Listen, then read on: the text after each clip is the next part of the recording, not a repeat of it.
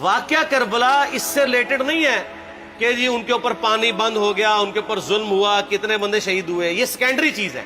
اصل چیز ہے کربلا ہوئی کیوں نبی علیہ السلام کی محنت کو 50 سال کے اندر اس لیول تک پہنچا دیا گیا کہ ہزاروں صحابہ زندہ ہیں اور نبی صلی اللہ علیہ وآلہ وسلم کی پوری اولاد ذبح کر دی جاتی ہے. ہم تو یہ کہہ نہیں رہے کہ کیسے ذبح کیا انہوں نے، آری چلائی تھی یا تلوار چلائی تھی، یہ تو واقعہ کربلا تو سب کو پتہ ہے، ان کی شہادت بھی سب کو پتہ ہے. جامعہ ترمذی میں حدیث ہے حسن و حسین جنتی نوجوانوں کے سردار ہیں اور ان کی والدہ جو ہے وہ جنتی عورتوں کی سردار ہیں. اور المستدرک الحاکم میں حدیث ہے حسن و حسین جنتی نوجوانوں کے سردار ہیں اور ان کے والد ان سے بھی بہتر ہیں. تو یہ تو ڈیفینٹ حدیثیں ہیں، یہ تاریخ تو نہیں ہے، نبی علیہ السلام کے فرامین ہیں. تو ان کی موجودگی میں ان کے ساتھ یہ کچھ کیا جائے تو ہم نٹی گریٹیز میں نہیں پڑھتے، ہم اس تھیم کے اوپر کہ یہ کون سی چیز تھی جس نے خلافت راشدہ کو ملوکیت میں بدل دیا، ہم اس تھیم کے اوپر بات کرتے ہیں. ہم کہتے ہیں چھوڑ دیں، بندے ہندے چھوڑیں. الٹیمیٹلی کیا نکلا ہے، کس کی وجہ سے ہوا ہے، وہ تو احادیث کی کتابوں میں موجود ہے. ہم کب کہہ رہے ہیں خفیہ کیمرے لگا گئے جی کس نے گولی پہلا تیر کس نے چلایا، یہ وہ ہم تو بتا رہے کس کے دور حکومت میں ہوا اور ان کا اپنا کردار کیا تھا، اس کو کس طریقے سے لا کے تخت پہ بٹھایا گیا. وہ ساری کی ساری چیزیں تو سامنے ہیں، وہ تاریخ کی کتابیں نہیں ہیں، حدیث کی کتابیں ہیں. اگر آپ کہتے ہیں کہ بخاری مسلم سے ہم نے صرف رفع الیدین کی حدیثیں لینی ہیں یا ایمانیات کی حدیثیں لینی ہیں اور باقی جو بخاری اور مسلم میں آل امیہ کی بدماشیوں کو ننگا کیا گیا ہے وہ ہم نے نہیں لینی ہے، تو سر پھر آپ اپنے آپ کو کلیئر کٹ، پھر ہم آپ سے واقعہ کربلا نہیں ڈسکس کریں گے، حجیت حدیث میں بات کریں گے. آپ کو اپنے آپ کو منکرین حدیث کہنا پڑے گا. یہ آپ اسکروٹنگ کیسے کریں گے؟ اس سے بڑی بات مجھے یہ بتائیں کہ عظمت صحابہ بڑی چیز ہے یا عظمت محمد رسول اللہ صلی اللہ علیہ وآلہ وسلم؟ تو بریلوی یہی تو رونا رو رہے ہیں، وہ کہہ رہے ہیں کہ قرآن میں تھوڑی آیات ہیں. آپ پھر مڑ مڑ کے پڑھتے ہیں قل انما انا بشر مثلکم، اس میں تو نبی علیہ السلام کی تنقیص ہو رہی ہے.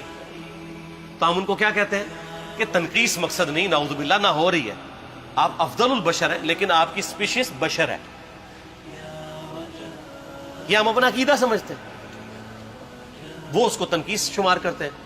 تو پھر اس وقت آپ بھی بریلویوں کی بات مان کے تو یہ آیات پڑھنا چھوڑ دیا کریں. آپ کہتے ہیں نہیں آیات ہے کیوں نہ بیان کریں، تو ہم بھی کہتے ہیں احادیث ہے کیوں نہ بیان کریں. کہ صحیح بخاری میں حدیث ہے 2812 عمار کو ایک باغی جماعت قتل کرے گی، وہ جماعت دوزخ کی طرف بلا رہی ہوگی اور عمار ان کو اللہ اور جنت کی طرف بلا رہا ہوگا.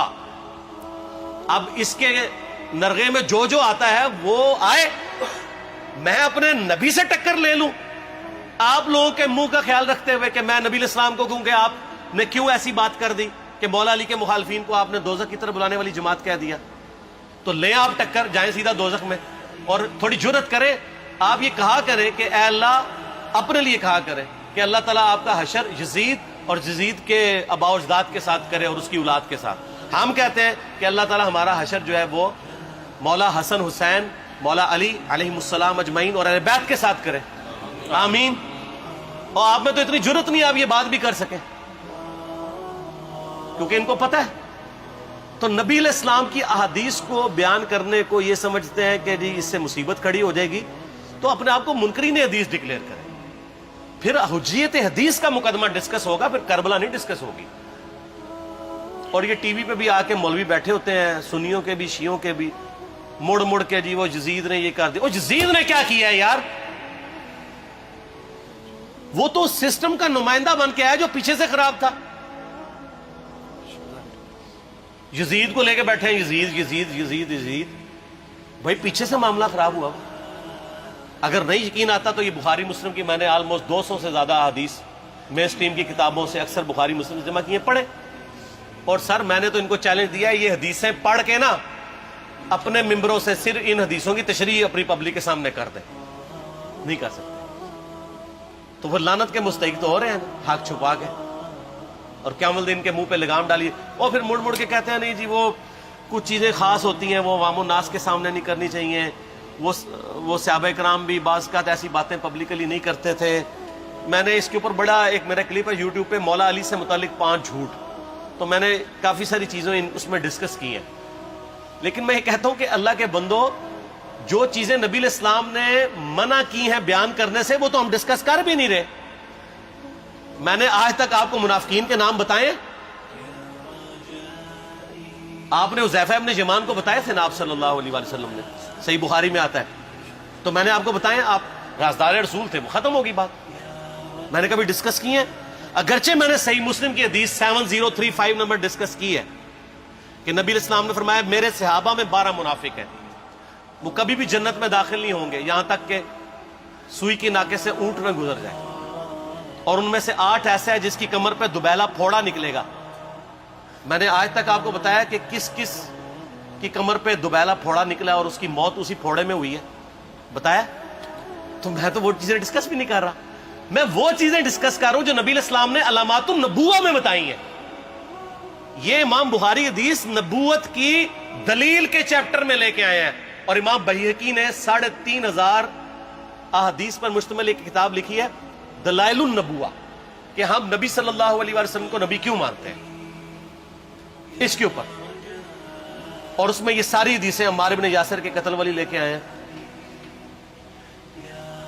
بتانے کے لیے کہ دیکھیں ہمارے نبی علیہ السلام کی نبوت کی دلیل ہے کہ آپ نے اپنی وفات کے آلموسٹ 30 سال کے بعد ہونے والے واقعے کو پہلے ہی بتا دیا. یہ حدیثیں چھپانے والی نہیں، بیان کرنے والی ہیں، علامات النبوہ کی حدیثیں. آپ کہتے ہیں چھپائیں. اگر کوئی حدیث دنیا میں نہیں چھپائی جا سکتی نا تو علامات النبوہ والی حدیث ہے، کیونکہ وہ تو نبی صلی اللہ علیہ وسلم کی نبوت کو جسٹیفائی کرتی ہے. ورنہ میرا ایک معصومانہ سوال ہے کہ نبی صلی اللہ علیہ وسلم نے یہ باتیں کر کے ان کے زوم میں نعوذ باللہ امت کو مصیبت میں ڈال دیا. آپ نے خود ہی فرمایا کہ یہ ہوگا. کیوں فرمایا آپ نے؟ میں تو بیان کر کے مجرم ہوں. تو جس نے مجھے خبر دی ہے ان کے بارے میں آپ کا کیا خیال ہے؟ یہ مسند احمد کی حدیث یہ میں نے گھر بیٹھ کے بنائی ہے کہ میری بیوی کا کیا حال ہوگا جس پہ خوف کے کتے بھونکیں گے.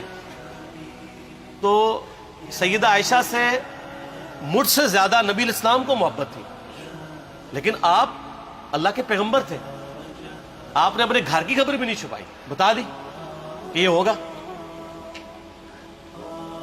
اور اس سے بڑھ کے آپ صحیح بخاری میں دیکھیں عمار ابن یاسر کا خطبہ ہے. میں نے یہ سارا، پریشان نہیں ہونا، یہ ریسرچ پیپر میں سارا کچھ موجود ہے، اور کوئی چیز بھی ایسی نہیں جو اس میں سکپ ہو. صحیح بخاری میں خطبہ ہے کہ عمار ابن یاسر کو مولا علی نے بھیجا کوفے میں.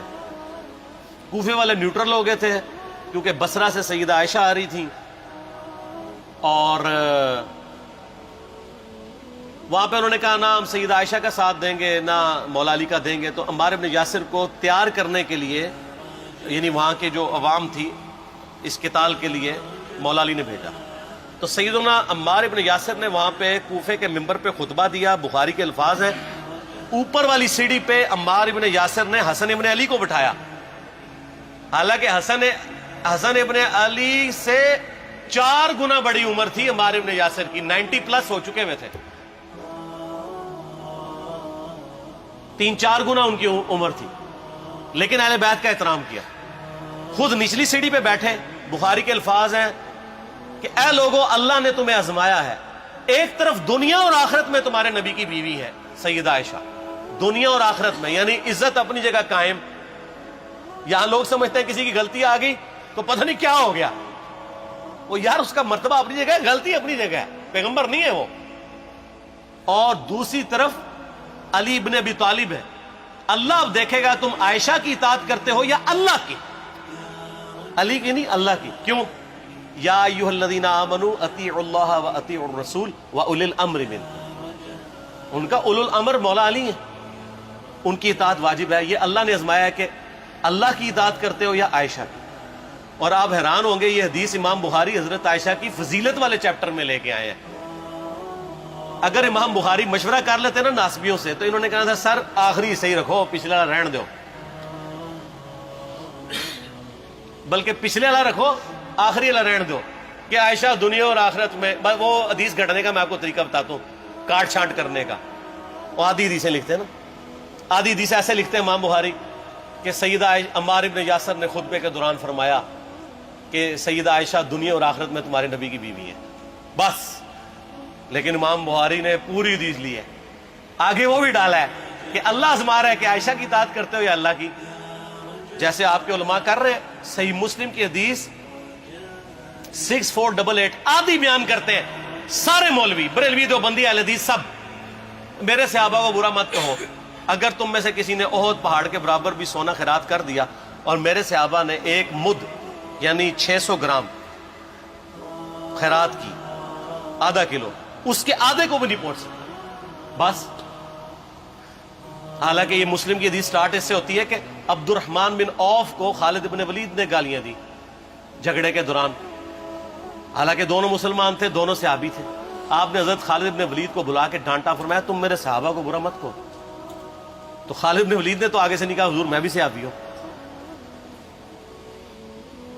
ان کو پتا تھا کہ عبد الرحمن بن عوف نے اس وقت اسلام قبول کیا جب اسلام کا مطلب تھا مار، تکلیف اٹھانا، اور خالد بن ولید نے گولڈن پیریڈ میں صلح حدیبیہ کے بعد اسلام قبول کیا. میں اب تم لوگ یہ کر رہے ہو، تم لوگ اگر احد پہاڑ کے برابر بھی سونا خیرات کر دو، یعنی صلح حدیبیہ کے بعد والے لوگ میرے ان کے برابر نہیں ہو سکتے. اور جو فتح مکہ پہ معافی مانگ کے مسلمان ہوئے ہیں طلقاء، مؤلفۃ القلوب، آل امیہ، ان کا تو لیول ہی کچھ نہیں ہے. یہاں تو خالد بن ولید کے بارے میں یہ بات کی جا رہی ہے. اور پھر وہ مؤلفۃ القلوب اپنے زمانے میں ممبروں پہ سب و شتم کروائیں سیدنا علی پر. تو سب سے پہلے تو ان کو کہنا چاہیے جن کے بارے میں حدیث تھی کہ تم صحابہ کو گالی مت دینا. ہم نے تو خیر کبھی دی بھی نہیں ہے. اور میں یہ آخری جملہ ان کو ایسا بولتا ہوں کہ جو ان کے دماغ تک ڈرل کر جائے گا کہ آل امیہ نے جو کچھ اپنے دور کے اندر سیدنا علی کی گستاخیاں کی ہیں نا، ہم نے تو ویسی کوئی ایک گستاخی بھی آل امیہ کے بارے میں نہیں کی ہے. میں نے آج تک آل امیہ کے اوپر بائی نیم کسی کے اوپر لعنت کی ہے؟ حالانکہ یہ مولا علی پہ کرتے رہے. یہ ہے لعنتی خود ہو گئے نا، جب مولا علی پہ لعنت کی تو لوٹ آئی. مسند ابی یعلا میں صحیح سند کے ساتھ حدیث موجود ہے، مسند احمد میں بھی موجود ہے کہ سیدنا علی کو جس نے گالی دی اس نے رسول اللہ کو گالی دی صلی اللہ علیہ وسلم. جب ام سلمہ نے کہا تھا، شیخ زبیر صاحب نے اس کو تحکیم میں صحیح لکھا ہوا ہے فوٹ نوٹ کے اوپر، کہ لوگوں تمہارے ممبروں پر رسول اللہ کو گالیاں دی جاتی ہیں، تو انہوں نے کہا معاذ اللہ، ہم کب کہیں گے، ایسا نہیں ہو سکتا. تو ام سلمہ نے کہا تم لوگ علی اور اس سے محبت کرنے والوں پہ گالی گلوچ نہیں کرتے ہو کیا؟